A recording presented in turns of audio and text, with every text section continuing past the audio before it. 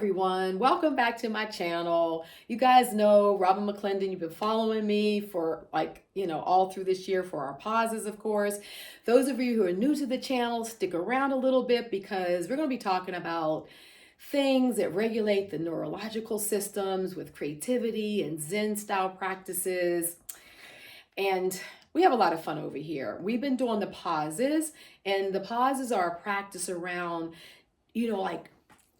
the moments in between the things that we do. And so this week is quite a bit different because I have my newfound friend here, Lisa Marie, who has Rockandrose, this incredible name for its journey. She does all kind of things, different rituals and what have you. And she's been leading the retreat here. You guys know I was coming to Scotland and Ireland for this retreat, and she's been taking us around to sacred circles and church, all kind of wonderful stuff. But jump in, Lisa. Let's tell us a little bit about you and what you do. Oh, well, thank you for having me. This is just, did not expect this. So hi, everyone. Hello.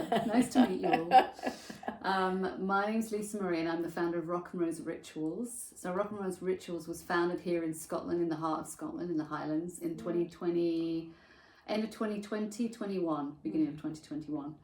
And now we create sacred bathing rituals and candles, natural candles, where we work with different plants and plant spirits. And predominantly the rose is at the heart of all we work with. Yes. So it is the rose. And that's led on to tours and an academy for children. Yes. And retreats as well. Which is even why I decided to, ask Lisa just at the last minute. We were coming back from being out all around, and I've got to tape this segment of the show for this Saturday. And it's this Saturday's pause 34, is all around how scents hold emotions. Now, many of you with Patreon and what have you know, I've been talking about the rose candle I was burning and how it was just like tearing me up inside, making me nauseous and everything. And I love rose scents, but and there's such high quality candles infused with the rose essence. And what I was realizing is that I was on a healing journey. Like the candle was starting to open me up, and the rose is connected to the heart chakra. And so it helps to release trauma and things that you don't even know you have down there. And so when I realized that was going on, I just kept on burning the candle and staying with it. And then I, blow it out for a couple of hours and then come back to it. And after about a week, I started being able to tolerate it a lot more. But it just so happens that I started burning this candle before coming here on this wellness retreat. And it's all about quantum healing. And I knew of Lisa. I knew that she was going to be handling a part of the tour where we're going out to the sacred sites. Another friend of mine, Katie, was doing the quantum physics, quantum healing. And some of you know Katie from the Art Mythos Summit that I did. But little did I know that Lisa refers to herself as the... I am a rose priestess, a priestess of the rose. So Can you get with that? With the myths and the mysteries of the rose and the magic of the rose. So yeah. But I don't put that on my website, so you wouldn't have known. Well, I would not have known, like, in no way. And when she said that, and I'm like, and then you had those gifts, and in the gift bag, it was this box with rose essential oil, rose body oil, and a rose spray. And a water bottle with a big rose a big rose quartz crystal in it. And I thought, whoa. By that time I was so open to the rose, but can you imagine if I had not pushed through on that rose? I'd be thinking, just bathed you in rose. The heck is going on here? All these roses. Yeah. Well, it's how really she works. Yeah, it's how the mother works, right? Oh yeah. And so that's what, I want us to sort of think about with this pause. For me, it was roses. So it was the scent of rose that really activated some healing. Different botanicals and what have you have different things that they'll activate, that they'll heal in us. There are different organs in our body that are connected to it. And so when we have a scent that we enjoy, it's for a reason. And when we have a scent that we're not too crazy about, it's also for a reason. Like it means that you need to bring more of it around because it will cause healing. So I have really been on a healing journey. Some of it we won't even talk about it, but like it's been really opening me up. And we were in the car today heading to one of the sites, and Lisa was dropping some knowledge in me about the rose and the way I get to level up around some of the healing. And I'm like in denial. I'm not. And then you turn to me and you will like say, the rose priestess is telling you to do this. I was like, whoa. But I received that. So, our healing comes all these different kinds of ways. But please share with us, like even on the day before we had gone to the sisterhood of the Circle of the Rose. Yes. Yeah. And like what you know about roses and how that can interface with, like, even when I'm talking about with the healing, with the candle, like share, your knowledge with us. Well, it just really helps. So the rose is, is an ever unfolding with the petals, and obviously a rose has its thorns too, which we spoke about. So we work with the entire rose, and the rose is very much about the heart and the softening into the heart. And this has been a journey that I've been on since 2019, when the rose called me. And it's taken me on a wild, unexpected journey. I did not expect that I would be here a few years later in full devotion to this path. Right. But it really is, it's about bringing the sweetness in, and the beauty, and the softness, and the thorns if they're needed, as we've talked about. Yeah, definitely. Yeah. And it occurs to me, because I know you in your wax and rose, your candle making, which has a lot to do with healing. You work with a lot of different scents. And so like kind of walk us through that idea of how emotions can hold, scents can hold emotions. So in a process of making candles, people could be drawn to different. Absolutely. And all of the candles that I create, when I sit down to create them, a certain plant will come in, or a flower will come in, or a tree, and then I sit with the message and the medicine of that tree or flower or plant and create the candle.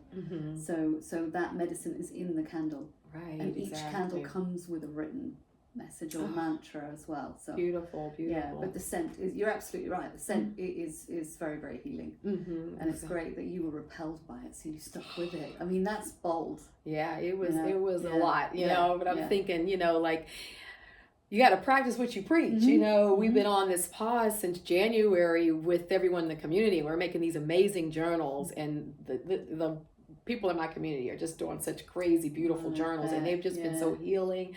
And many have been healed, have been sharing them with friends, and that have either dealt with illnesses or lost loved ones, and they're not even into art or anything, but they'll share the journal or the pause, and they talk about how transformative it is. Like people are like, oh wow, like creativity is medicine. Yeah, it is. It really, truly is. Yeah, it's wonderful what you do. Yeah, it's a lot of fun, and of course, I'm just so in sync with what you're doing. And so I wanted to share this experience. We're in this beautiful Scottish manor. It's quite lovely. It's been just so profound, but I really wanted, as we think about our pauses this week, maybe think about a scent that you're not really drawn to, one you really don't like, and maybe challenge yourself to try to play with that and see what comes up. Because you might be surprised, and like you might have to do like I did, burn it for 20 minutes and then blow it out, and then maybe 3 or 4 hours later come back and burn it again. It's amazing how these scents will work with us. But even more so, it's like things that will help to balance our neurological systems and help us get into the parasympathetic. Because a lot of times those blocks are the things that are keeping us from being able to truly go into rest and digest. But we don't even really know that those blocks, like I didn't know that I had this space that all this callous stuff was coming up. Yeah. So you make candles, don't you? I do. Do you have a shop or something like that? Yeah. Physical store in Dorset in England, and then online worldwide. Oh, so you do worldwide? Okay. Yeah, a lot of my orders are from America, which I have no idea why, but yeah. Do you ever get like custom requests, like if a person were to reach out to you and say, this is what they might be dealing with, or do you do that kind of thing? It's so funny you ask. Literally, Mother is saying you need to start doing prescription. So bathing rituals and candles, so that people can come to me and we can dial in and create what they need. Yeah. Lisa's already sent me a few bathing rituals. I had my assignment is actually to do one tonight. It's your homework. Yes, my homework. Well, I'm going to make sure too that I put links to what you do, your business, the candles, because we all love candles, and I think many in my community have really been going deep into the healing that's come out of the pauses and come out of their own connectivity to just taking that downtime, sort of pushing back from society, from social media, all the doom scrolling and things like that, and figuring out ways to really slow things down. And in that, so much has been coming up for us. But I have found that working with Lisa since I've been here for the last few days, and the idea of working with candles are so profound that we'll definitely share your information. Thank you. Yeah. Truly, thank you. No, please, not at all. And then the last thing we want to just kind of share a little bit about that, the circle that we went into yesterday with the stone circle, the Sisterhood of the Rose. It's Can you tell a little called bit about that? Croft Morrig, and it's in Gaelic Mary's Croft. So it's a very feminine. It's a stone circle. It's an ancient stone circle. So that's where we were yesterday, and it was interesting, wasn't it? Yes, it was very interesting. It was a group of us women there, and in everyone's different energies were coming out in different ways as it intersected with that circle.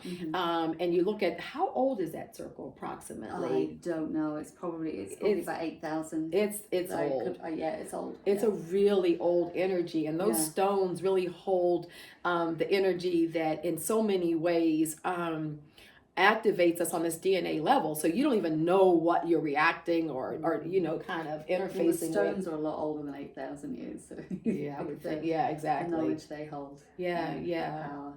But it was pretty profound. Was. We all were kind of like connected. Yeah, we all received something different. Yeah, we did, didn't we? Yeah. But we had a lovely journey around the stones, didn't we? And then we sat in the center to connect in. Yeah. Everything I came here for, you guys know me.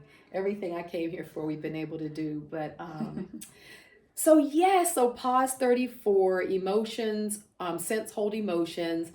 And I hope you've enjoyed this chat and getting to meet Lisa. I encourage you in my community to go and visit her website, visit what she does, because I just think that the more that we all can connect to this type of work, connect to, Mother Earth, Father, Son, and back to the plants and the slower, more purposeful life that we are on this journey towards, to just really regulating our systems and taking deep breaths, is so important. And we know that our creativity and being able to spend time in our studios and do our journal work, and that is such a big part of regulating us, right? And as we move with intention around our story, our mythos, I think it's been broadening our experiences. And so I was glad that Lisa was open to popping on and sharing with you guys and connecting. No, definitely. Thank you. So I'll keep you guys posted on whatever else, because she's sitting there like just the rose that she is, but she got some thorns, and she's gonna have to dig into me, because you guys know I'm kind of a little like the Tari in me pushes back a little bit, but it's all good. Yeah, it's all good. And we're going to Ireland together. We are going to Ireland together, and we're going to visit some places. We I've never been to Ireland together. We didn't know that before now. Exactly. So I'm looking forward to what you're going to show us there. I cannot wait. Me too. It's been profound. Yeah, it has. Thank you. For both of us, you've given me a lot of medicine too. So. Well, thank you. But it's like, Yeah.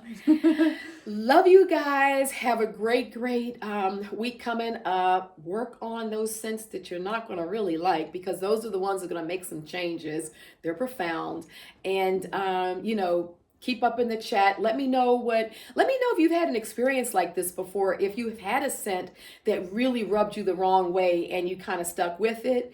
And also let me know if you challenge yourself to something that you kind of know you don't like this week, and see what comes up. I'm really interested to hear more about that as it's part of the journey, because I know it's been really healing me a lot.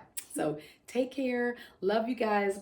And we will see each other next week for Pause 35. Thanks, Lisa. Thank you. Alrighty. Thank you. Bye-bye. Bye.